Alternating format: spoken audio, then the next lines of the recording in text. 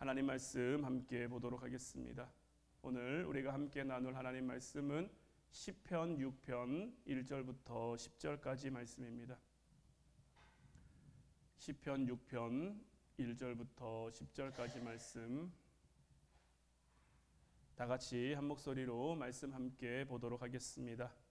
여호와여, 주의 분노로 나를 책망하지 마시오며 주의 진노로 나를 징계하지 마옵소서. 여호와여, 내가 수척하였사오니 내게 은혜를 베푸소서. 여호와여, 나의 뼈가 떨리오니 나를 고치소서. 나의 영혼도 매우 떨리나이다. 여호와여, 어느 때까지니까? 여호와여, 돌아와 나의 영혼을 건지시며 주의 사랑으로 나를 구원하소서. 사망 중에서는 주를 기억하는 일이 없사오니 스올에서 주께 감사할 자 누구리이까? 내가 탄식함으로 피곤하여 밤마다 눈물로 내 침상을 띄우며 내 요를 적시나이다. 내 눈이 근심으로 말미암아 쇠하며 내 모든 대적으로 말미암아 어두워졌나이다. 악을 행하는 너희는 다 나를 떠나라. 여호와께서 내 울음소리를 들으셨도다. 여호와께서 내 간구를 들으셨으며 여호와께서 내 기도를 받으시리로다. 내 모든 원수들이 부끄러움을 당하고 심히 떨미어 갑자기 부끄러워 물러가리로다. 아멘. 할렐루야. 오늘도 주일을 지키며 주님 앞에 나와 주님을 예배하는 여러분들에게 하나님의 크신 은혜가 함께하기를 주님의 이름으로 축원해 드립니다.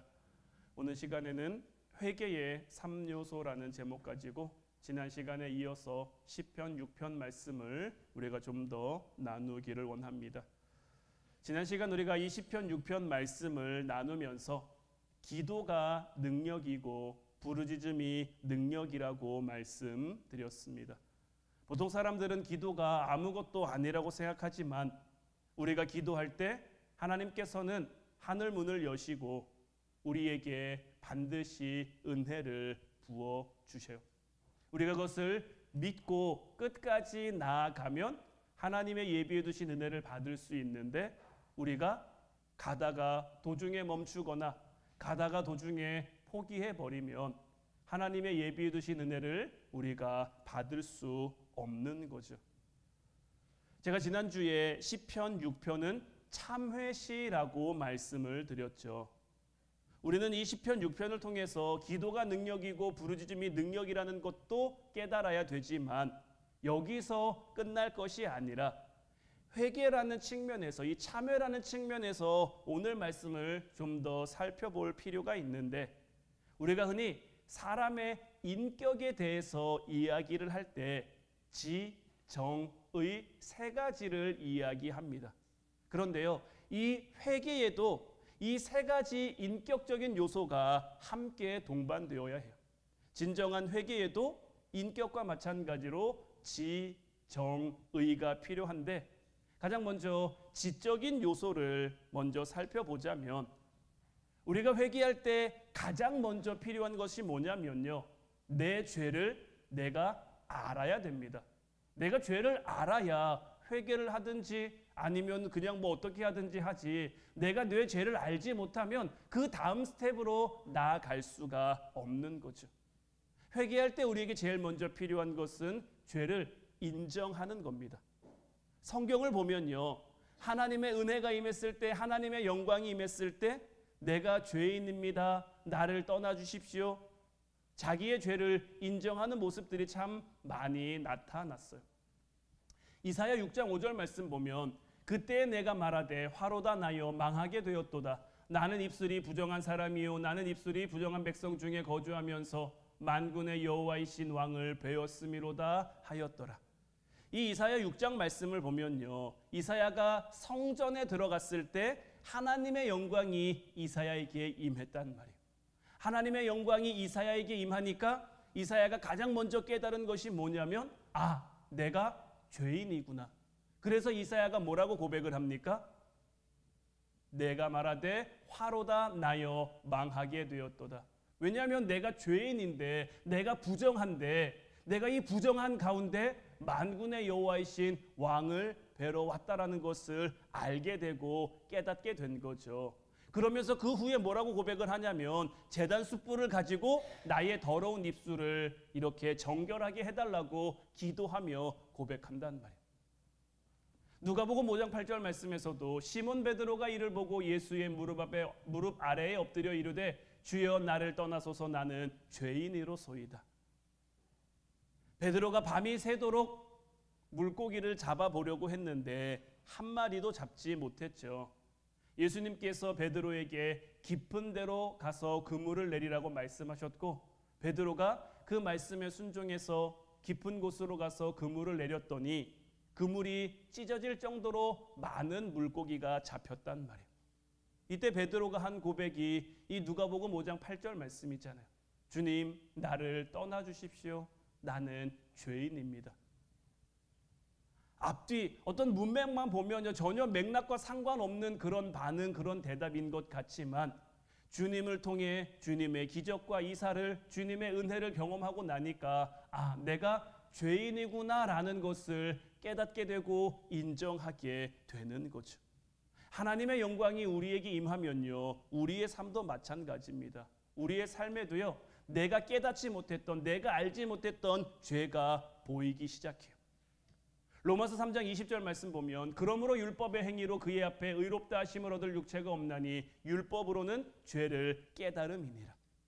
우리가 얼마나 큰 죄인인지를 깨닫게 하는 것이 바로 이 율법의 역할인데 율법 때문에 죄를 깨닫고 그 다음으로는 율법의 행위가 아니라 오직 나를 위해 죽으시고 피 흘리신 그 십자가를 붙들어야 해요. 거기에 해결책이 있는 것. 지금도 하나님의 말씀과 하나님의 그 은혜가 나타나면 반드시 죄가 보이게 되어 있습니다. 죄가 보이면 어떻게 해야 될까요? 그 죄를 해결할 수 있는 방법, 그 죄를 씻을 수 있는 방법을 찾아야 하는데 그 방법은 다른 거 없습니다. 오직 예수 그리스도의 십자가를 붙드는 거죠. 그런데 많은 사람들이요, 이런 사실 앞에 직면하는 것을 별로 좋아하지 않습니다. 내가 죄인이라는 것을 인정하고 싶어 하지 않고요. 내가 죄인이라는 것을 알고 싶어 하지 않고요. 그래서 말씀 중에도 죄를 들춰내는 그런 말씀들을 별로 가까이 하고 싶지 않아 하기도 해요. 그러나 진정한 회개로 우리가 나아갈 수 있는 길은 오직 죄를 인정하는 데서부터 시작되고 출발할 수 있다는 것을 우리는 기억하며 살아야 하는 것. 참으로 하나님의 성령이 임하는 말씀은 말씀을 듣는 가운데 우리가 어쩔 줄 모르는 그런 말씀인 거예요. 내가 죄인이기 때문에 차마 이 말씀 앞에 고개를 들지 못하는, 어디에라도 숨고 싶은, 마치 내가 벌거벗은 것 같은 그런 모습을 받게 하는 그 말씀이 우리에게 정말 좋은 말씀이고 하나님 성령의 임재가 나타나는 그런 말씀인 거예요. 왜 그러냐면 참된 말씀이 모든 죄와 나의 외식을 드러내기 때문인 거죠.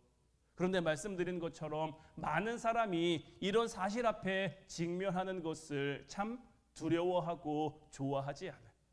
마치 사람들이 병원에 가고 싶어 하지 않는 것처럼. 왜 병원에 가고 싶지 않습니까? 병원에 가면 내가 아프다고 할까봐, 내가 어디 병에 걸렸다고 할까봐, 내 몸에 뭔가 이상이 있는데도 그냥 스스로 나는 괜찮아 하고 참기도 하고 그냥 내버려 두기도 하고, 병원에 가서 나의 정확한 상태를 듣는 것, 내가 건강할 때야 무슨 상관이 있겠습니까? 내 몸에 아무런 이상이 없다고 생각할 때야 병원에 가는 게 왜 두렵겠습니까? 내 몸이 좀 이상하다고, 내 몸이 좀 이상 징후가 나타난다고 느껴지면 병원에 가야 하는 것을 알지만서도 가는 것이 쉽지 않고 때로는 두렵고 때로는 무서운 거죠. 하지만 좀 아프더라도 실상을 직면할 줄 알아야 되는 거예요. 그래야 해결될 수 있는 거고 회개도 마찬가지인 거예요. 우리가 하나님 앞에 온전한 모습으로 서기 위해서는 회개의 첫 번째 요소는 지적인 요소, 우리의 죄를 우리가 알고 인정하는 데서부터 시작돼야 한다는 것을 온전히 깨닫는 여러분들 되시기를 바랍니다. 두 번째는 감정적인 요소입니다. 내가 죄인으로서 어떤 사람인지를 파악했다면 이제는 우리의 심적으로 정서적으로 그것을 슬퍼하고 통한이 여기는 과정이 우리를 통해 반드시 나타나야 돼요. 오늘 본문 2절 말씀에서도 여호와여 내가 수척하옵사오니 내게 은혜를 베푸소서 여호와여 나의 뼈가 떨리오니 나를 고치소서. 6절 7절 말씀에서도 내가 탄식함으로 피곤하여 밤마다 눈물로 내 침상을 띄우며 내 요를 적시나이다. 내 눈이 근심으로 말미암아 쇠하며 내 모든 대적으로 말미암아 어두워졌나이다. 다윗은요 지금 자기에게 주어지는 이 일련의 일들이 자기의 죄로 인함이라는 것을 알았어요. 깨달았어요. 그러니 하나님의 은혜를 구하며 지금 심정으로 감정적으로 심적으로 밤마다 눈물로 내 침상을 띄운대요. 그만큼 내가 지금 이 죄 가운데 슬퍼한다라는 거죠. 하나님이 나를 내 뼈가 떨릴 정도로 이 치심 앞에 내가 두려워하며 무서워하며 근심으로 지금 하나님 앞에 나아간다라는 거죠. 여러분들도 여러분들에게 누군가가 잘못을 했어요. 그 잘못한 사람이 여러분들에게 용서를 구하러 왔단 말이에요. 근데 용서를 구하는데 정말 잘못해서 잘못했다라고 얘기하는 것과 어쩔 수 없이 할 수 없어서 그냥 아무런 어떤 미안한 감정, 어떤 사과하고 싶은 마음 다 빼놓고 그냥 미안해, 잘못했어 이렇게 얘기하는 거하고 어느 쪽으로 여러분들의 마음이 더 동하겠습니까? 내가 정말 미안한 마음을 가지고 사과하는 것하고 이런 마음 없이 사과하는 것하고 진정성이라고 얘기를 하죠. 우리가 하나님 앞에 나아갈 때도 이 진정성 있는 마음으로 나아가야 되는 거예요.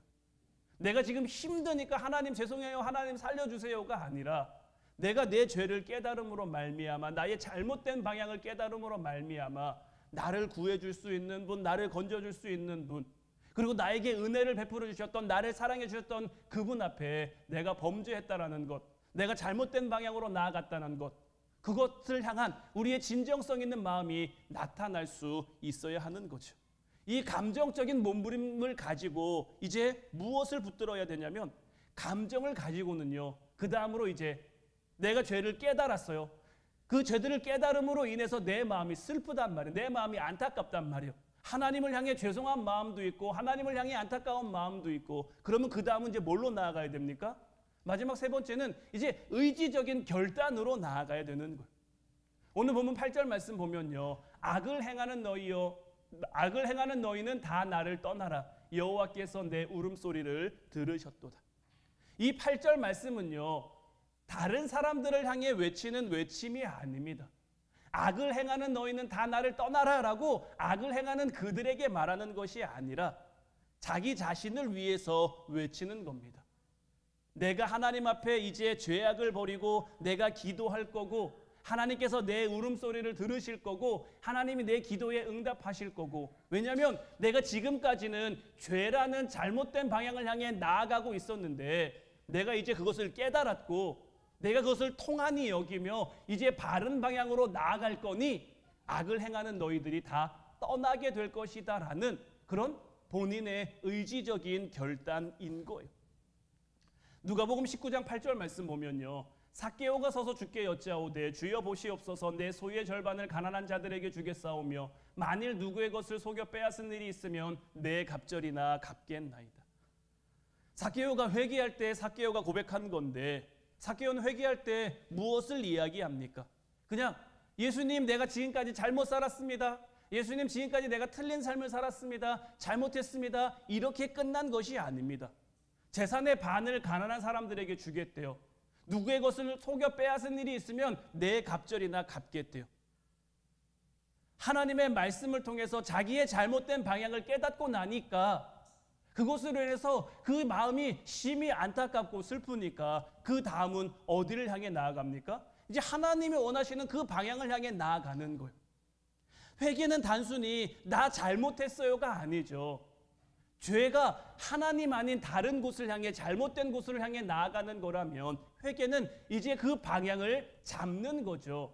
여기서의 의지적인 결단이라는 것은 뭐냐면요. 내가 내 삶의 방향을 이제 맞는 방향을 향해 확실한 방향을 향해 나아가겠다는 결단인 거예요. 그런데 지금까지 삭개오가 살아오면서 자기의 의지는 무엇이었습니까? 자기의 힘이라고 생각했던 것은 무엇이었습니까? 자기의 능력이라고 생각했던 것은 무엇이었습니까? 돈이었단 말이에요. 돈. 그러니까 돈이 삭개오가 하나님께로 나아감에 있어서 걸림돌이 되고 방해가 된다라고 그 스스로 깨달은 거죠. 깨달으니까 어떻습니까? 기꺼이 내려놓는 거예요. 기꺼이 포기하는 거예요. 왜냐하면 이 길이 나에게 맞는 길이고 이 길이 하나님께로 나아가는 길이라는 것을 이제 내가 알았으니까요. 내가 깨달았으니까요. 그 길로 나아가야 되는데 이 길로 나아감에 있어서 내가 물질 포기하지 못하면, 물질 내려놓지 못하면 뭐가 또 다시 내 발목을 잡아요? 이게 내 발목을 잡을 것 같으니까. 그래서 성서학자들이 이야기를 하죠. 삭개오가 자기 소유의 절반을 가난한 사람들에게 주고 내갑절이나 그 속여 빼앗은 것을 갚았으면 더 이상 삭개오의 수중에 남은 것이 하나도 없었을 거라고. 우리의 삶도 마찬가지입니다. 우리의 삶 가운데 내가 잘못된 방향으로 가고 있음을 깨달았어요. 이제 내가 하나님께로 나아가고 싶어요. 하나님을 향해 살아가고 싶어요. 그러면 우리도 내릴 건 내려놓을 줄 알아야 되고 끊을 건 끊을 줄 알아야 되고 버릴 건 버릴 줄 알아야 되는 거. 그런 거 없이 우리가 하나님께로 나아간다? 이거는 우리를 너무 과신하고 하나님 앞에 너무 교만한 거예요. 사람들마다 그런 것들이 다 다를 수도 있죠. 어떤 사람은 뭐 물질적인 걸 수도 있고요. 어떤 사람은 뭐 명예 같은 거일 수도 있고요. 어떤 사람들은 권력일 수도 있고요. 어떤 사람은 다른 사람들과의 관계일 수도 있고요. 뭐 자기의 취미나 굉장히 여러 가지 다양한 것들이 우리에게 그러한 것들로 작용할 수 있겠죠. 하지만 그런 것들 앞에 우리는 하나님의 하나님 되심을 인정하고 나아가고 인정하고 살아가야 되는데 우리가 그러한 삶을 살아가려면 반드시 이 과정을 거쳐야 하는 것. 우리가 흔히 이 과정을 광야의 삶, 광야의 시간이라고 표현하기도 해요. 왜냐하면 내가 가지고 있는 것들을 내려놓고 내가 가지고 있는 것들을 포기하고 하나님을 바라보게 되는, 이스라엘 백성들에게 하나님보다 더 하나님이었던 게 뭡니까? 광야를 살아가는 이스라엘 백성들이 늘 버리지 못했던 것, 늘 내려놓지 못했던 게 뭡니까? 애굽에서의 시간이잖아요. 근데 참 묘한 게 뭐냐면요, 이스라엘 백성들에게 애굽에서의 시간이 행복한 시간이었습니까? 좋은 시간이었습니까? 막 자랑스러운 시간이었습니까? 아니란 말이에요. 그런데 광야로 나와서 그의 삶이 좀 힘들어지니까, 어려워지니까 자기의 힘들었던 과거가 미화되기 시작해요. 자기의 과거를 꾸며가기 시작해요. 내가 애굽에 있을 때는 괜찮았는데, 행복했는데, 잘 살았는데, 잘 먹었는데 전혀 아니었으면서 그렇게 하는 거죠. 그러니 하나님께서 그들을 계속해서 40년이라는 시간 동안, 하나님께서 그들을 40년 동안 광야에 두신 것은 다 무엇 때문입니까? 하나님을 하나님으로 고백하고 올바른 방향으로 나아가게 하기 위한, 이제 그들이 가나안 땅에 들어가야 되고 가나안 땅에 들어가려면 가나안 정복 전쟁을 거쳐야 되는데 그들이 가나안 땅에 들어가면서 제일 처음으로 만난 성이 무슨 성입니까? 여리고성이잖아. 여리고성. 여리고성은 크고 견고한 성이란 말이에요. 그 성벽이 하늘에까지 닿아 있다고 느낄 정도로 강한 성이었단 말이에요. 성서학자들의 연구에 의하면 그 성벽 두께가 얼마나 넓었는지 성벽 위로 전차가 다닐 수 있는 그러한 정도의 두께라고 했어요. 그래서 이야기로 보면 그 성벽 두께가 한 9m 정도 됐을 거라고. 여러분들 집 짓는데요, 이 벽을 9m로 짓는 집 보셨어요? 우리 이 전체 공간이 9m보다는 더 되겠지만요, 여기서 9m 들어오면요 남는 공간이 별로 없을걸요. 그리고 그렇게 지은 건물이 쉽게 무너질까요? 벽이 9m예요. 그런데 어떻습니까? 하나님이 함께 하시니까, 그들이 하나님을 믿고 의지하며 나아가니까, 그들이 바른 삶의 방향을 향해 나아가니까 하나님이 그들에게 요구한 건 사실 말도 안 되는 거잖아요. 성을 한 바퀴씩 돌아라, 조용히 돌아라, 침묵 중에 돌아라. 마지막 날에는 7바퀴를 돌면서 준비해간 항아리에 있는 그 항아리를 깨면서 나팔을 불어라. 그랬더니 어떻게 됩니까? 성벽이 우르르, 절대 무너지지 않을 것 같았던 그 성벽이 와르르 하고 무너지는 거예요. 여러분들의 삶에는 어떻습니까? 전혀 무너지지 않을 것 같은, 전혀 해결되지 않을 것 같은 그런 문제들 뭐 한두 가지쯤은 있지 않습니까? 그런 문제들 가운데요, 우리가 하나님의 하나님 되심을 인정하고 나아가면, 그런데 우리가 하나님의 이 하나님 되심을 인정하려면 우리에게 반드시 필요한 게 뭡니까? 회개의 과정인 거예요.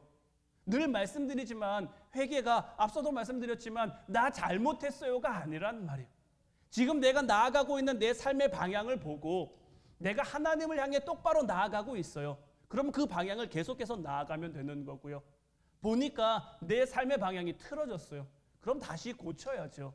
다시 고치는 과정에 있어서 내려놓을 건 내려놓고 버릴 건 버리고 끊을 건 끊고, 그런 과정이 있어야만 다시 내 삶의 방향이 온전하게 설정돼서 하나님을 향해 나아갈 수 있는 거고, 그렇게 하나님을 향해 나아가면 하나님이 우리의 삶을 지키시고 인도하신다는 말이에요. 이제 바라기는 하나님의 말씀이 여러분들에게 주어진 그대로 순종할 수 있는 여러분들 되시기를 주님의 이름으로 축원해 드립니다. 말씀대로 행동하고 말씀대로 실천하는 여러분들이 되시기를 바라요. 말씀대로 하면요, 말씀대로 되게 돼 있습니다. 말씀대로 하면 말씀대로 되는데 왜 안 됩니까? 우리가 말씀대로 못하는 거예요. 어느 한 부분에서 내 마음 한켠 어딘가에서 하나님의 말씀을 의심하고 하나님의 말씀을 믿지 못하고 하나님의 말씀보다 다른 것들을 더 의지하고 더 바라고 더 구하니까 그 말씀의 능력이 내 삶 가운데 나타나지 못하는 거예요. 이제 순종으로 하나님의 능력을 이 땅 가운데 나타내는 여러분들 되시기를 주님의 이름으로 축원해 드립니다. 문제는 몰라서가 아닙니다. 하나님의 말씀대로 하면 하나님 말씀대로 된다는 거 저도 알고 여러분들도 다 알아요. 그러나 순종의 실천이 그동안 우리에게 모자랐고 부족했고 없었기 때문인데, 하나님 앞에 이제 순종도 잘하고 회개도 잘하는, 오늘 회개의 3요소에 대해서 말씀을 드렸는데, 지적인 요소, 내 죄를 알아야죠. 내 죄를 알려면 어떻게 해야 됩니까? 하나님의 말씀을 가까이 해야 되는 거예요. 하나님의 말씀을 알아야 내가 잘못된 방향으로 나아가고 있는지 틀린 방향으로 나아가고 있는지를 알죠. 그러니 하나님의 말씀을 가까이 하며 죄를 인정할 수 있는, 내가 죄를 안다고 해서 끝이 아닙니다. 그 죄를 인정해야 돼요. 다윗이 굉장히 어떻게 보면 굵직굵직한 큰 죄들을 많이 짓습니다. 10계명 가운데서도 3가지나 어길 정도로 큰 죄를 하나님 앞에 범했지만, 그럼에도 불구하고 하나님께서 다윗을 내 마음에 합한 자다라고 평가하는 그 이유는 다른 데 있는 게 아닙니다. 다윗은요, 죄의 인정이 빨랐어요. 그리고 죄를 인정하면요, 다른 사람들이 자기를 어떻게 생각하는지가 중요하지 않습니다. 하나님이 나를 어떻게 보시는지가 중요해요. 감정적으로 슬퍼할 때는 슬퍼하고요, 분노할 때는 분노하고요, 울 때는 울고요. 다른 사람들이 왕이 채통을 지키시옵소서, 왕 체면을 지키시옵소서, 이런 거 다 소용없습니다. 왜냐하면 지금 그런 사람들이 나를 어떻게 보느냐가 중요한 게 아니라 하나님이 나를 어떻게 보는지가 중요하니까. 그 과정을 거쳐 다윗은 또 어디로 나갑니까? 자기 삶을 거쳐 하나님께로 나아가는 거예요. 이렇던 삶을 살았던 다윗이기에 하나님 마음에 합한 자가 될 수 있었던 거예요. 이제 저와 여러분들도 하나님 앞에 정말 하나님 마음에 합한 자가 되어 순종도 잘하고 회개도 잘하고 하나님 뜻에 따르기도 잘하는 저와 여러분들 될 수 있기를 주님의 이름으로 축원해 드립니다. 기도하겠습니다.